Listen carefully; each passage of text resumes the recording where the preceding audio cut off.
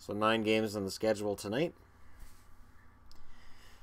And it's, of course, the first night that I've worked in a while. I had an afternoon shift last Saturday. But before that, yeah, it was about a week before I had an evening shift before that. And now I'm on all evenings from today through Sunday. More's the pity. But I'll still be doing all kinds of videos. I'm just going to need you guys to be the eyes and ears for just a little bit when it comes to the action. I'll catch highlights where I can, games where I can, when I can, morning games if possible, that kind of thing. Late night games if possible where I can. But anyways, so the Nashville Predators are in Philadelphia. The Predators are looking for a win to show themselves as being on the rise, and Philly wants to show consistency. Philly missed the playoffs last year despite a 10-game winning streak. Philly was frustratingly good when they were good and frustratingly bad when they were bad. And they really need to show that they can do the good side of the ledger a little more than the bad. And the division's definitely ready for somebody new to move up, because if you look at the other games, the Rangers and the Islanders, that game stands out in that both teams have an iffy record right now. I think the Islanders are playing the better hockey of the two. The Islanders are going into New York and going into Madison Square Garden with an opportunity to really put the screws to the Rangers and leave them in a position where I have to think Alain Vigneault's job is going to be in jeopardy if this doesn't continue, if this doesn't stop. Now, it's not Vigneault's fault that Lundqvist is getting older. It's not Vigneault's fault that Rick Nash has 1 point in 7 games. But he is in charge of getting them fixed, figuring out how to right the ship and getting it done. And there are enough men out there that are ready to coach in the NHL that the Rangers, I don't think, are going to be that shy about pulling the trigger. If you look at the teams that pulled the trigger last year, made a coaching change, the only one that didn't get better was these guys. That's it. So, when is Vigneault in trouble? I've been asked that question before. After tonight's game, if the Islanders beat them at home, you're looking at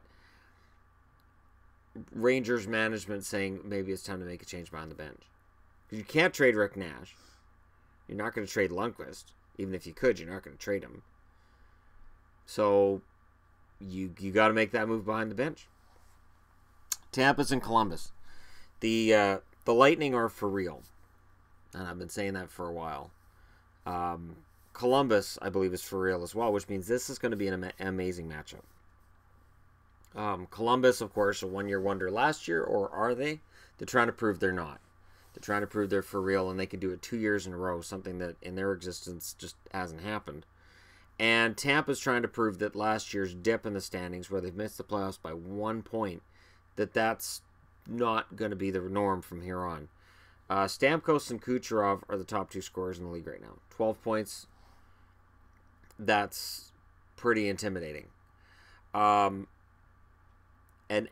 Tampa's offense is for real. Columbus, of course, has Bobrovsky, who I believe is sporting a 1.49 goals against right now. That tells me this game's going to be pretty awesome on both sides of the ledger. Vancouver and Boston. So the Canucks are in Boston to play the Bruins, and it sucks that I'll miss the game. I normally watch this, and then, of course, the question becomes one of, well, how can you cheer for both? Well, I don't during a game. My guess is, watching this game, I would be cheering for Boston. Hudobin's in net because Rask is hurt, and if Rask's out for a while, Boston's in deep trouble. Backes is back tonight. Bergeron's not back yet, but they're talking like he will be soon. Losing Bergeron is a big part of the reason why Boston's below 500. Bergeron is the glue that holds that team together. So while Marchand's maintained his scoring stature, and he's got 6 points in 5 games and 3 goals to go with that, the rest of the team is suffering. And even though Marchand's putting up points, it's not like he's going to play worse with Bergeron on his line.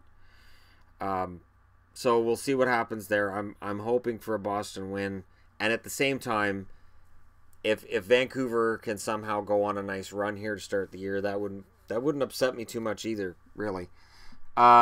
Jersey's in Ottawa. So here's Ottawa. They have their first 5 games of the year without Erik Karlsson. The 6th game he comes back, they get shut out by the Canucks at home. Now they're at home against a very good New Jersey Devils team. People are starting to find out the truth. The New Jersey Devils are a very good team. The New Jersey Devils are realistically not a contender. So before anybody says anything, I know. But you have the goaltending. They have a decent blue line. Butcher has really overachieved beyond what anybody thought he would do this year. And the rookies they have in their lineup have been doing very well offensively. Combined with just 4 solid lines, a lot of speed, blinding speed for the Devils. And who knows how far this can go. Edmonton. Oh, Edmonton. Boy, I tell you, if they lose tonight in Chicago, and it's not out of the realm of possibility they'll lose tonight in Chicago, I'll be doing a video on Edmonton where I got their stats on the board. I thought about it this morning, but I couldn't really pull a stat that made me say this is the reason that they're 1-4. The goaltending, yeah. The goaltending hasn't been great. Klefbom's off to a slow start too. Oscar Klefbom is far more important to Edmonton than a lot of people realize. If you watch Oilers games, you know how key he is, how many big minutes he plays, and how important he is in terms of when he's playing well, the team does well. Losing Draisaitl's been huge. They need to show they can win without Draisaitl. And this is the time to do it. So we'll see what happens with Edmonton tonight. They have to win in Chicago. They have to. They can't let this losing streak get to 5. That being said, Chicago lost their last game against St. Louis. They're going to be an ornery bunch themselves. So this could be a high-scoring affair is what I'm saying. Carolina's and Calgary. Carolina's one of those teams that is lingering around. And you know, they're 2-1-1 in their first 4 games this year. They've played less games than almost every other team in the league. They may actually have played the fewest games of any team in the league to this point. And now their schedule is going to start to ramp up. If they can win in Calgary, part of what they're doing here by winning in Edmonton, and then if they can win in Calgary, the start of last season derailed their entire season. Carolina's missing the playoffs can be traced back to a long road trip at the start of the year that they performed really badly in. If they can get this road trip to favor them, if they can beat Calgary after beating Edmonton, and they can build some momentum headed into late October and then into November, I really think Carolina can do something big. You look, there's certain teams that are vulnerable. The Rangers are down. The Islanders are down. Washington hasn't been Washington for the most part. I know everybody wants to look at Ovechkin and Backstrom and Kuznetsov, and those are great stories, and those guys have put up great totals. But the underlying look of the Capitals, I'm still not sold on it. I'm just not. And I definitely can see Carolina taking advantage of that. Now, Pittsburgh, to me, Pittsburgh, probably Philly, and Columbus are playing really well and should be the top 3. But I can see Carolina getting in there 4th. And I can see if Carolina gets into that 4th spot with wins like if they can win tonight in Calgary, I can see them staying in that position. Now for Calgary's in a rough spot in that LA is the best team in the division right now.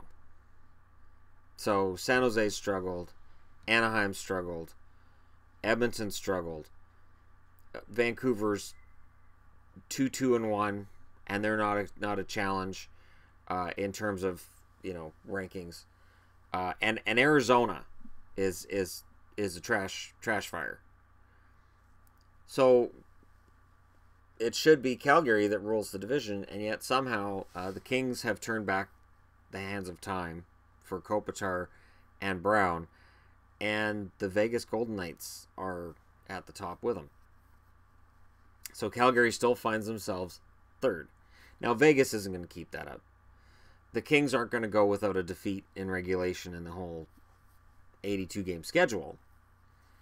But Calgary, if they can rack up some wins and get some points between themselves and teams like San Jose and Anaheim and Edmonton, that benefits you later in the season. Makes them work a hell of a lot harder to catch you than they otherwise would have to. So don't do them any favors. Come out and squash Carolina tonight if you're Calgary. Colorado and St. Louis. So here's the trick. St. Louis beat Chicago 5-2, right? And St. Louis has looked great this year. They won 4, they lost 2, and now it looks like they're ready to go on another winning streak. And they're in Colorado. And Colorado has started to look like Colorado. Maybe the back-to-back wins against Boston made them look better than they were. Considering Boston's effort against Vegas, I'm willing to accept that as a reason why Colorado's over 500 right now. But this game tonight is a litmus test. If Colorado loses this and falls to 500, then absolutely the talk about it's time to trade Duchesne will ramp right back up. So for people who are tired of it, it'll ramp right back up. If we don't see McKinnon shake out of his scoring slump that he seems to be in right now, just in general, he's never got back to his 63 points he had as a rookie, which is strange because that 63 points as a rookie, everybody saw that as just a foundation for where he was going to end up. So we'll see what happens tonight, but St. Louis, I honestly think they should be able to win that. And then Dallas is in Arizona. Arizona's lost 6 in a row, and now they got to play Dallas again. And Ben Bishop has been playing out of his mind. I think his save percentage right now is .944 so far for Dallas. And Arizona is a team that's struggling to score. So, you know, Arizona's at home. They have to win this. I'm getting to the point where I feel bad for Arizona. And I'm not an Arizona fan, but I feel bad for them. So we'll see how it turns out for them tonight. But for Dallas, this is a must-win for Dallas as well. Dallas needs to get on the good side of 500 and start to build. Because in the Central, there's a lot of really good teams. And Dallas can't afford to not win games like this one tonight against a winless Arizona team that they just beat 3-1 the other night. So we'll see what happens. Let me know what you guys think in the comment section below. Don't forget to hit like and subscribe if you're browsing your way through. And enjoy the action tonight because some of us have got to work. But those of you that don't, enjoy the hockey. Let me know who you got to win tonight in the comment section below. And I'll talk to you again soon.